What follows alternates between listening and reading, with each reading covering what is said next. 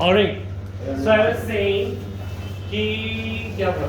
हाँ, boiling point वो temperature है जिसपे लिक्विड का वेपर प्रेशर एटमॉस्फेयर के वेपर प्रेशर से इक्वल हो जाता है। तो ऐसा क्यों होता है कि 100 डिग्री में पानी ऊपर बुलबुले बनना शुरू करता है? क्यों? सर उस टेम्परेचर पे प्रेशर इक्वल हो जाता है ना, तो वो गलना शुरू हो जाता है। हमारी एटमॉस्फेयर का एक ब्लैंकेट होता है जो कि 1 atm का होता है। किसका होता है? हमारी सब चीजों के ऊपर, हमारे ऊपर भी एक 1 एटमॉस्फेयर का एक एटमॉस्फेरिक प्रेशर लग रहा है। यहाँ पे ध्यान दें, हर एक चीज पे एक ब्लैंकेट होता है 1 atm का, राइट? ये बात क्लियर है? अच्छा, जब पानी थोड़ा थोड़ा इवेपोरेट होता है तो वेपर्स तो हमेशा ही होते हैं ना, रॉल्ड्स लॉ एंगलीज लॉ ही फेल हो जाते हैं अगर ये एटमॉस्फेरिक प्रेशर नहीं होता, क्योंकि उनके वेपर्स उसके ऊपर रहते ही नहीं, वो तो चले जाते हैं, है ना? उनके ऊपर कौन रोक रहा है? ये वेपर प्रेशर क्यों बनता है? क्योंकि बाहर का जो प्रेशर है वो अंदर के वेपर्स को वहीं पे रखता है। जिस दिन जैसे हमने टेम्परेचर बढ़ाया, हमने क्या किया? टेम्परेचर बढ़ाया तो ज्यादा वेपर्स ऊपर जाएंगे, हाँ या ना? तो एक पॉइंट आएगा जिसमें वेपर प्रेशर जो होगा इसका एक थ्रेशोल्ड आएगा ना कि भाई किसी को कितना फ्रस्ट्रेट कर सकते हो तुम, एक पॉइंट की बात तो वो भी भाग जाएगा ना। तो इसी तरीके से इसका प्रेशर बढ़ता जाएगा 0.7, 0.8, 0.9 जैसे टेम्परेचर बढ़ा रहे हैं। 100 डिग्री पे ये प्रेशर 1 atm हो जाता है। क्या हो जाता है? और ये ब्लैंकेट टूट जाता है। क्यों? क्योंकि अब बाहर भी प्रेशर 1 atm और इसका भी प्रेशर 1 atm, तो वेपर्स आसानी से एस्केप कर जाते हैं जो पहले रुके हुए थे लिक्विड के ऊपर। इसीलिए और बबल्स बनकर और वेपर्स बनते हैं उनको रिप्लेस करने के लिए, और वो बाहर जाता रहता है। क्लियर है पॉइंट? तो बॉइलिंग कब अगर करती है? When vapour pressure becomes equal to the atmospheric pressure. Clear है पॉइंट? अच्छा, अब नेगेटिव डेविएशन में टोटल वेपर प्रेशर कम होता है या कम ज्यादा होता है? किसमें? नेगेटिव डेविएशन में जब ए और बी आपस में पसंद करते हैं तो वो वेपर में रहते हैं सॉल्यूशन में? सॉल्यूशन में। तो वो ए बी ऊपर नहीं रहेंगे तो वो नीचे रहेंगे। तो जिस समय उसका बॉइलिंग होनी चाहिए थी 1 atm का होना चाहिए था, अब वो 100 डिग्री सेल्सियस में मान लो अगर ऐसा है तो वो शायद 0.7 बार ही पहुंचे, क्योंकि negative deviation total vapour pressure क्या हो गया है? कम। तो इसको बॉइलिंग में कम टेम्परेचर लगेगा या ज्यादा?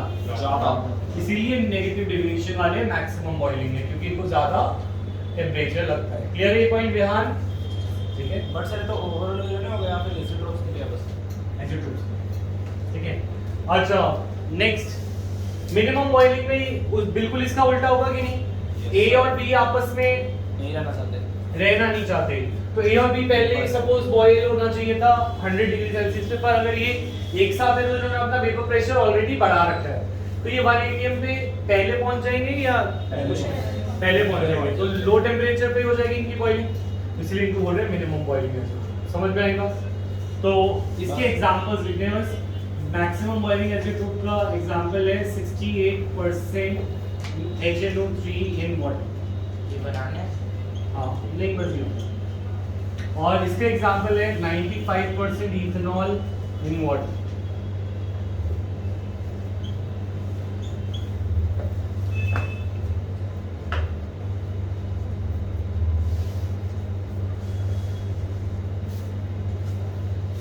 ठीक है, done?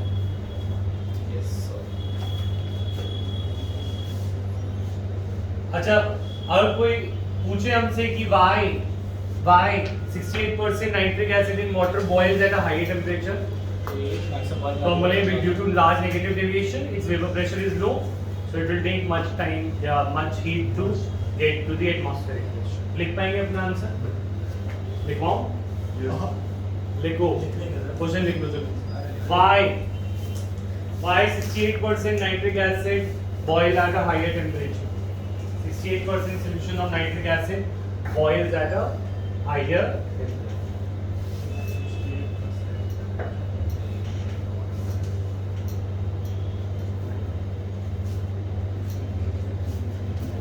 Why 68% nitric acid boils at a higher temperature? इसके लिए बोलेंगे it is an example of which type of azeotrope?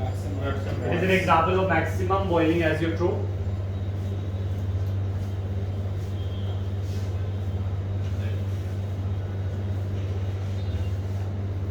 Where it shows what type of deviation? large negative It shows large negative deviation. Which shows large negative deviation. full stop. As a result, total vapor pressure increases or decreases? Is an example of maximum boiling azeotrope.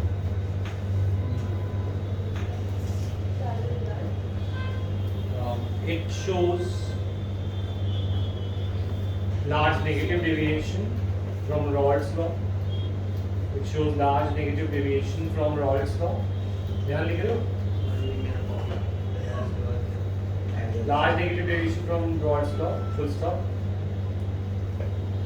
As a result, total pressure decreases.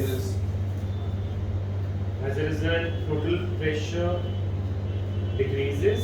Does the solution pressure is now boiling point later?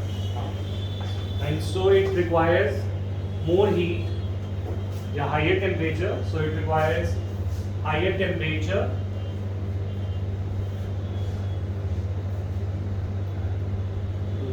to reach atmospheric pressure. Boiling point लिखेंगे और To reach atmospheric pressure, bracket में लिखना start boiling. Start boiling. ठीक है, तो उसे ज़्यादा temperature लगेगा एटमॉस्फेरिक प्रेशर तक पहुंचने में, क्योंकि उसका प्रेशर ऑलरेडी लो हो चुका है, तो वो बॉइल। इसके उल्टा बना लोगे, अगर क्वेश्चन आ जाए why ethanol 95% ethanol boiled at lower temperature, तो उसका उल्टा कर दोगे, लार्ज नेगेटिव की लार्ज पॉजिटिव कर दोगे। ठीक है, ऐसा क्वेश्चन बन सकता है। एक क्वेश्चन और लिख लो, why 95% ethanol can not be separated by distillation. क्योंकि एसीटोप है उसके फिर एसीटोप का कौन सा पॉइंट समझाओगे? कि वो क्योंकि सेपरेट नहीं हो सकते वो, क्योंकि अगर मोल की वैल्यू सेम होती है, क्वेश्चन है बाय मोल फ्रैक्शन सेम होती है।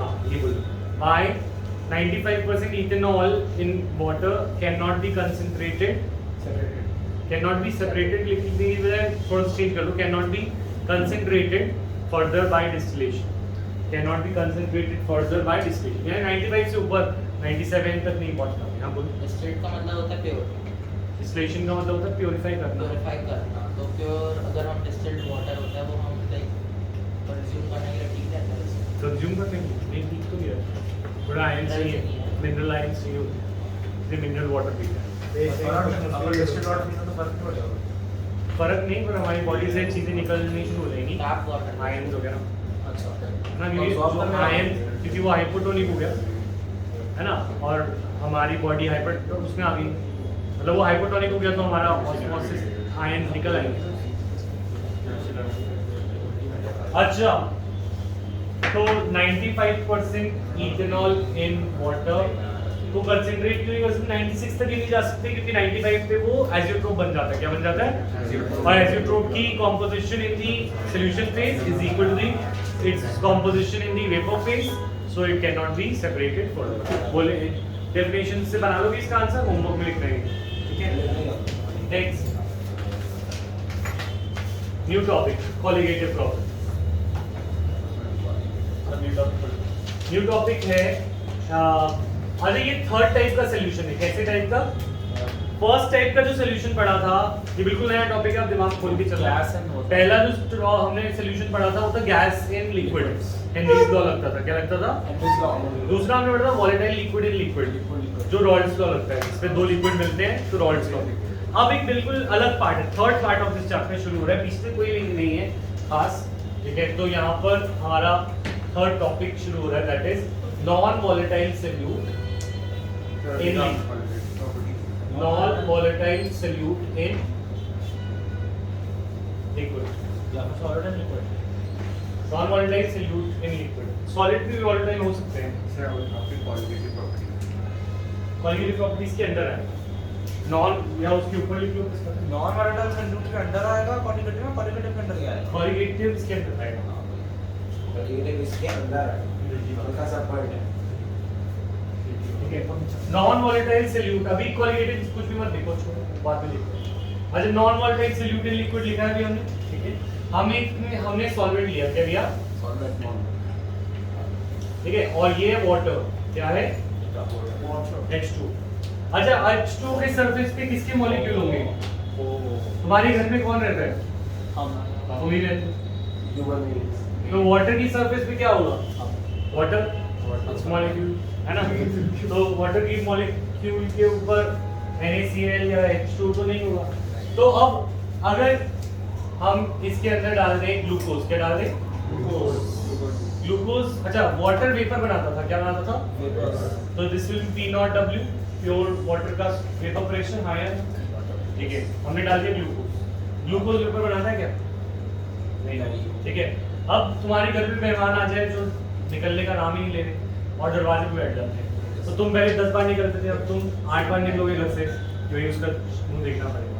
तो पॉइंट इज दिस, इसी तरीके से ग्लूकोज आके बैठ गया कहाँ पे?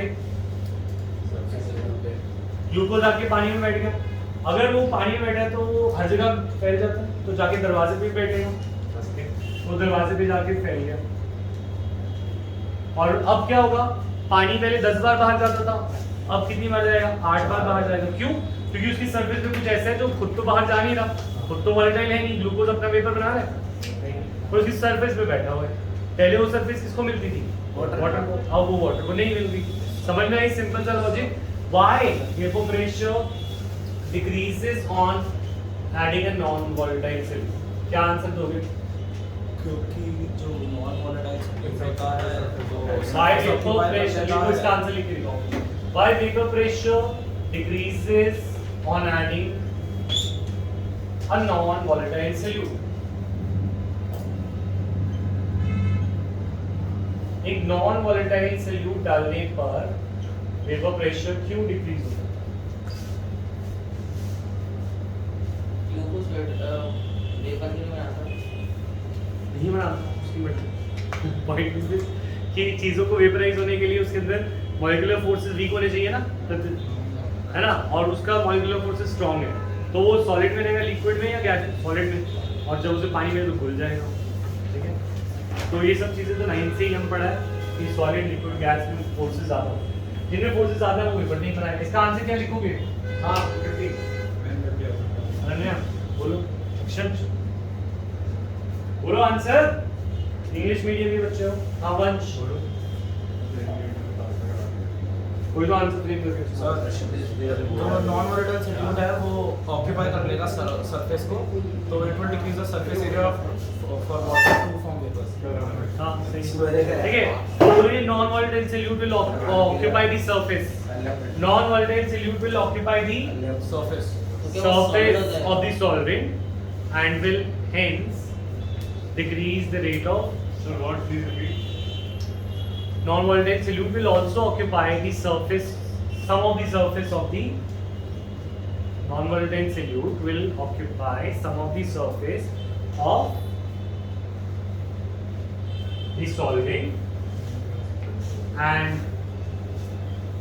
reducing the surface area for water to come. and hence it will decrease, and hence it will decrease the rate of vaporization.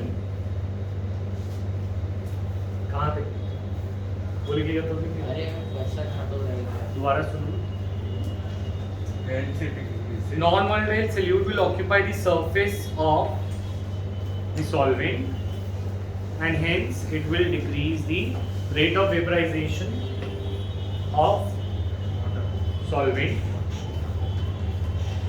reducing its vapor pressure. Reducing its vapor pressure. मतलब बस वो उसको जाने नहीं देगा और जाने नहीं देगा तो वेपर प्रेशर कम होगा।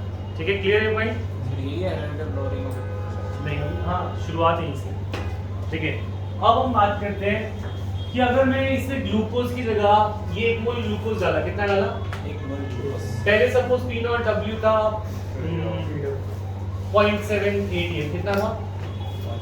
0.7 atm था। मान लो प्योर वाटर का वेपर प्रेशर कितना होता है? 0.7। मैंने 1 मोल ग्लूकोज डाला, क्या डाला? 1 मोल ग्लूकोज। 1 मोल ग्लूकोज से कम हो गया, 0.4 हो गया। क्या हो गया? 0.4। ठीक है, अब अगर वो 0.4 हो गया, अगर मैं 1 मोल सुक्रोज डालता तो आर कितना होता? ग्लूकोज का फॉर्मूला C6H12O6। 22. और ग्लूकोज का फॉर्मूला C12H22O11। और कम हो जाता। और कम क्यों कम होती? बड़ा मोल. क्यों बड़ा है? बड़ा है तो ज़्यादा ही करेगा ना, ऑक्यूपाई करेगा। तो ऐसा नहीं, ठीक है। तुम पॉइंट इज दिस, तुम्हारे घर पे कोई भी रिश्तेदार आए, है ना, बस वो जाने वाला ना हो, तो वो चाहे कोई भी हो, ताई जी, चाचा, नहीं सर, अब मासी, बड़ा रिश्तेदार- तो डिपेंड नहीं करेगा। चौड़ा रिश्तेदार आ गया. चौड़ा रिश्तेदार आ गया तो भी इतनी तो जगह होती है घर पे कि निकल जाएंगे। तो पॉइंट इज दिस कि कोई भी आ जाए, एक मोल आए, जैसे सपोज एक रिश्तेदार आ रहा है, तो एक रिश्तेदार की जितना लोरिंग हो जाएगी तुम्हारा घर से बाहर जाना है, दो रिश्तेदार है तो, but it does not depend कि कौन सा रिश्तेदार है। तो इसी तरीके से चाहे ग्लूकोज आए, सुक्रोज आए, यूरिया आए, हमने देखा है लोरिंग डिपेंड नहीं करती कि वो कौन आ रहा है, इस पे डिपेंड करती है कि कितना आ रहा है। समझ में आई बात? क्लियर है पॉइंट? क्यों? क्योंकि पॉइंट इज दिस कि वेपर्स, अगर एक मोल कोई चीज है, जितना वो सरफेस ऑक्यूपाई करती है, दूसरे की भी तो एक मोल उतना ही सरफेस ऑक्यूपाई करेगी, क्योंकि होता तो डिवाइड यूनिफॉर्मली। यहाँ बोलो सर साइज तो मैटर करना चाहिए। साइज मैटर करता अगर वो सॉलिड स्टेट होती तो, पर लिक्विड में तो obviously intermolecular forces, intermolecular spaces ज्यादा ही होती है, जैसे गैसेस में होता है। तुमने गैसेस में पढ़ा है ना कि 1 mole of every gas occupies 22.4 litre. It does not depend upon the size, right, कि वो बड़ी गैस है, छोटी गैस है। इसी तरीके से वो सरफेस तो बहुत कम लेते हैं कंपैरेटिवली, तो उनके साइज पे वो डिपेंड नहीं करता, ठीक है। तो ऐसी प्रॉपर्टीज को बोलते हैं very very important colligative property. लिखे व्हाट आर लिखिए कॉलिगेटिव प्रॉपर्टी की डेफिनेशन, ये बहुत इंपॉर्टेंट है। Colligative properties are these are the properties that depend only upon, Amount of solute. these are the properties that depend only upon amount of solute, properties that depend upon amount of solute and not on the nature of solute. Colligative properties are the properties that depend only on the amount of solute and not on the nature of solute. ये depend, ये नहीं देखते कि कौन सा रिश्तेदार है, ये देखते हैं कितने रिश्तेदार है, ठीक है। क्लियर? Yes, sir. साइड, नहीं, हो गया. आ गया सर. ठीक है। तो ये बात सबको क्लियर है कि एक अमाउंट देखेंगे और नेचर नहीं देखेंगे, ठीक है। अच्छा आगे बढ़ते हैं। तो what are different colligative properties जो हमें पढ़नी है, तो colligative properties that we have to study is first, तो लिखेंगे हमें कुछ colligative properties that we have to study are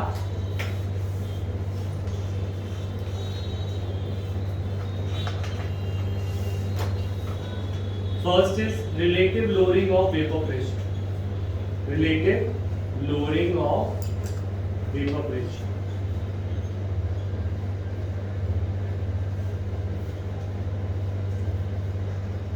Second,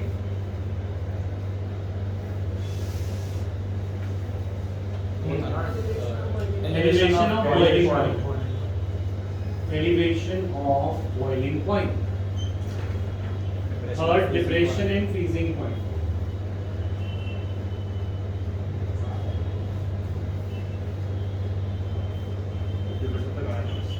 Fourth is osmotic pressure.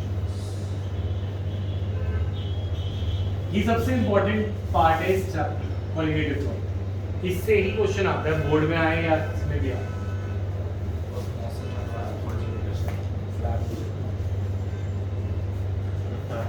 तो शुरुआत करते हैं।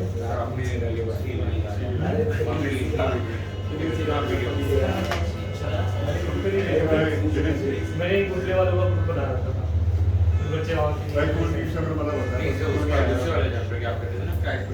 मैग्नेटिक्स की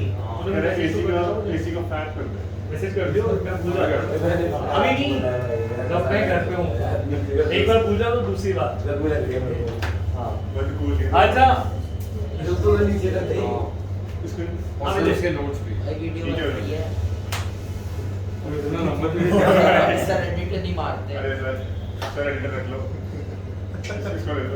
क्या बोला गया और तुम बोल के एडिटर तो और कि मैं नजर डलवाऊंगी, अब नीचे जाते हैं, देखते हैं क्या बोलते हैं।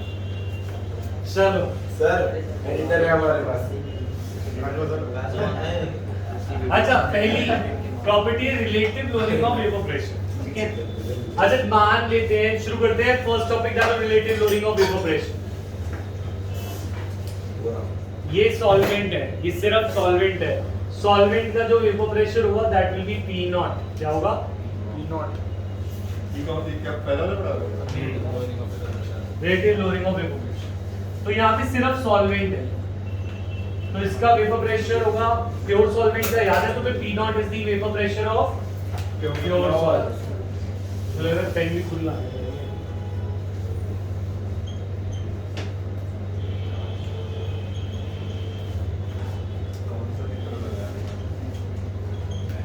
Vapour pressure of pure solvent,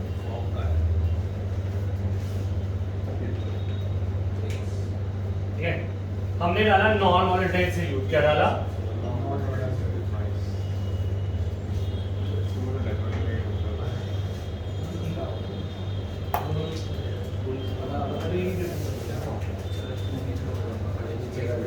भाई क्या ये कह रहा नीचे करते नीचे सोफिस्टिकेटेड वे में बात इंग्लिश में। व्हाट इज दिस बिहेवियर अरे what is this behaviour sir please lower the AC like this. अच्छा, P not vapour pressure of pure solvent, बात नहीं, हमने इसमें डाला ग्लूकोज। अरे तेरे डाली no in pen English Damn, this institute is really struggling with pens. अच्छा, हमने इसमें डाला सल्यूट, क्या डाला? अब इसका वेपर प्रेशर क्या हो जाएगा? लोअर। क्या हो जाएगा? लोअर, क्योंकि जैसे सल्यूट डालेंगे वो सरफेस ऑक्यूपाई करेगा, सरफेस ऑक्यूपाई करेगा तो वेपर प्रेशर कम हो जाएगा। यही बोला था ना सक्षम, है ना? तो अब P आ गया, अब क्या हो गया?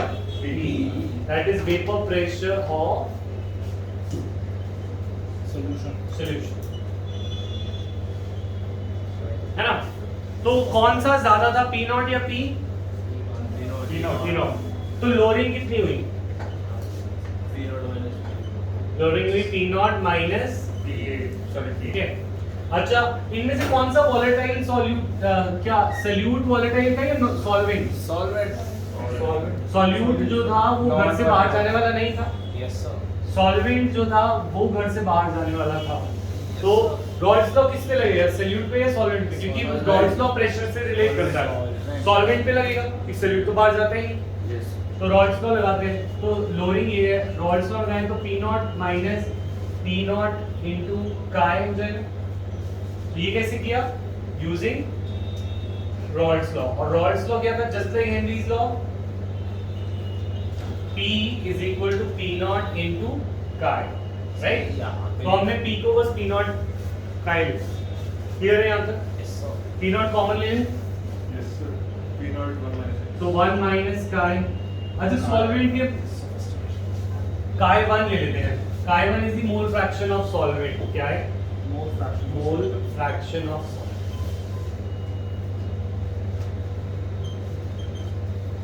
ठीक है। और ये लोअरिंग चल रही थी, क्या चल रही थी? Lowering. P naught minus P चल रहा था, नहीं उसको P naught minus P equal to this 1 minus chi 1 क्या होता है? एक का फ्रैक्शन 1 में से माइनस करें तो दूसरे का फ्रैक्शन आ जाएगा, तो ये क्या हो जाएगा? P naught chi 2। सर मालूम नहीं तेरा है? ले लेते हैं। एक घर से है तो पता नहीं। अच्छा, आया P naught minus P is equal to P naught chi 2, right? ये सॉल्वेंट का था, सॉल्यूट का बन गया कि 1 में से माइनस कर दिया, ठीक है। अच्छा, इसको इधर ले जाओ तो P naught minus P by P naught equal to, ये हमारा फॉर्म है सर। काय तो यहाँ पे हमारा नॉन वोलेटाइल सॉल्यूट है। हाँ, मोल फ्रैक्शन ऑफ सॉल्यूट। तो काय 2 इज मोल फ्रैक्शन ऑफ। तो पॉइंट इज दिस, देखो ये लोअरिंग है, ये क्या थी ऊपर वाली, और ये क्या था? Original pressure. सर एक सेकंड।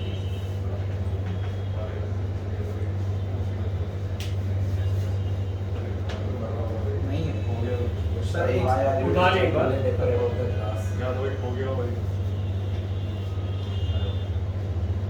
आपका जियो का रिचार्ज खत्म हो गया कौन भाई क्या पता चलिए कौन है बता कौन है पता चल गया इतना आगे कौन है? Lowering P not minus P, ठीक है। और रिलेटिव लोअरिंग होती है, रिलेटिव माने किसी के रिलेटिव माने रिश्तेदार। वैसे relative P not minus P माने लोअरिंग। कितनी लोअरिंग हुई है? P not minus P, original था पी नॉट, फाइनल था पी। और किसके रिलेटिव में? ओरिजिनल के। ओरिजिनल कितना था? इसे बोलेंगे रिलेटिव लोअरिंग। क्या बोलेंगे? रिश्तेदार की लोअरिंग, रिश्तेदार से हुई, ठीक है। तो relative lowering of vapour pressure is directly proportional to mole fraction of solvent या मोल फ्रैक्शन ऑफ रिश्तेदार। सल्यूट जो आया था, जो जाता नहीं था। तो हम बोल रहे हैं हमारा घर से बाहर निकलना उतना कम होगा जितना मोल फ्रैक्शन ऑफ रिश्तेदार आएगा। हाँ बोलो। तो नहीं सॉल्यूट है। कितना सॉल्वेंट कम होगा बाहर जाने के लिए, वो सल्यूट का मोल फ्रैक्शन बताएगा। समझ में आई बात? सॉल्वेंट है, सॉल्यूट है। ये सल्यूट है। सॉल्वेंट कैसे बताया कितना कम हो रहा है? सॉल्वेंट कितना कम हो रहा है बाहर जाना, अगर हमें निकालना है सॉल्वेंट कितना कम हो रहा है तो हम वो हमें सल्यूट का मोल फ्रैक्शन देखना। अगर हमें यही निकालना है कि बस सॉल्वेंट कितना कम जा रहा है तो क्या करें? सिर्फ सॉल्वेंट कितना, रिलेटिव नहीं देखना। हाँ मेरे को तो रॉड्स का लगाओ, है ना? ये बताओ अच्छा कि लाइक प्रेशर निकाल लो फिर मैं नया वाला प्रेशर तो निकाल लेना। अच्छा एनीवेज, तो ये फॉर्मूले को हम यूज करेंगे। अभी क्वेश्चन देता हूँ, ठीक है। अब अब से न्यूमेरिकल शुरू होते हैं दोबारा।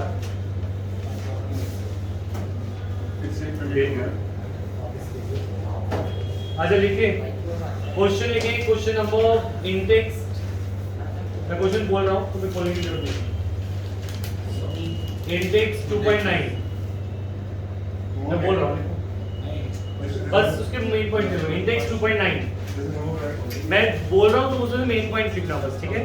Vapour pressure of pure water is 23.88 mmHg। Vapour pressure of pure water is 23.8 mmHg। ये क्या हुआ?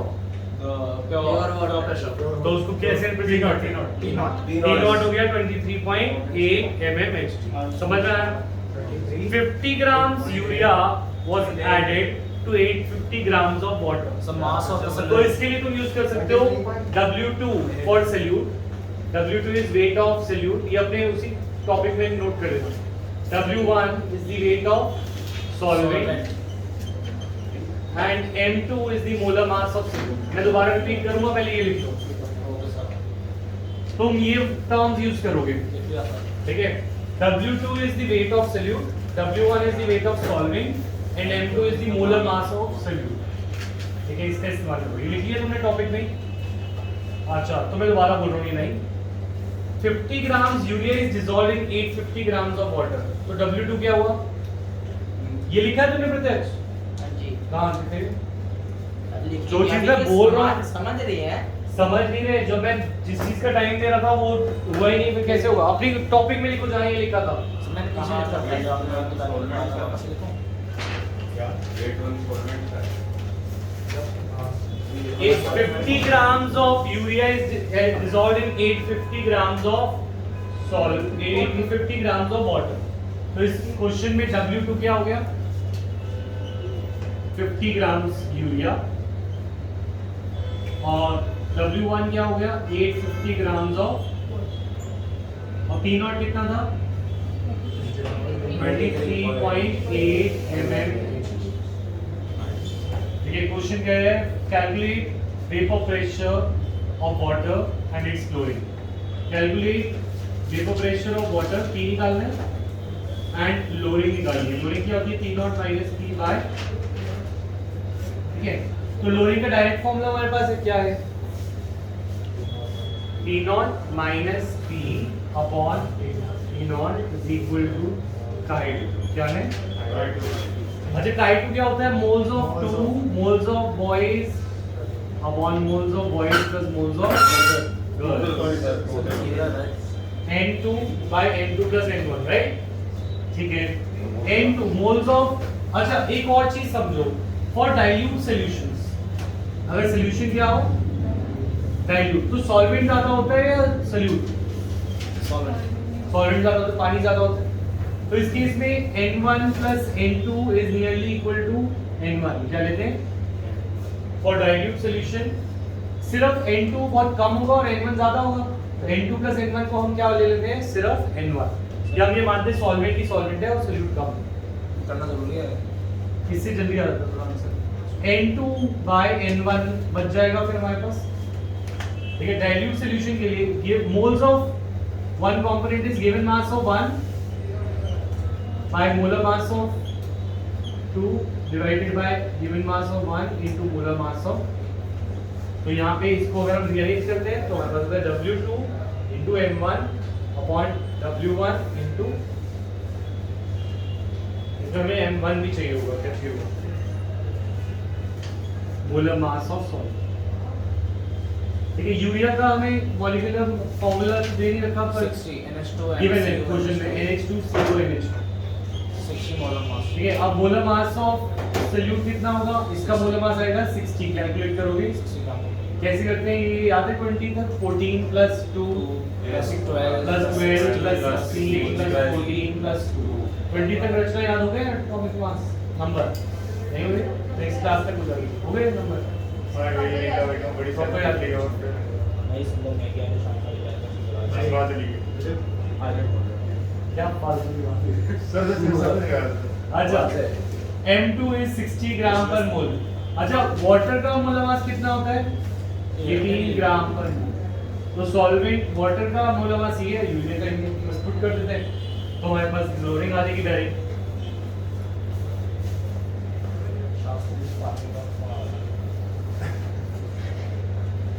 तो P naught minus P by P naught is equal to W2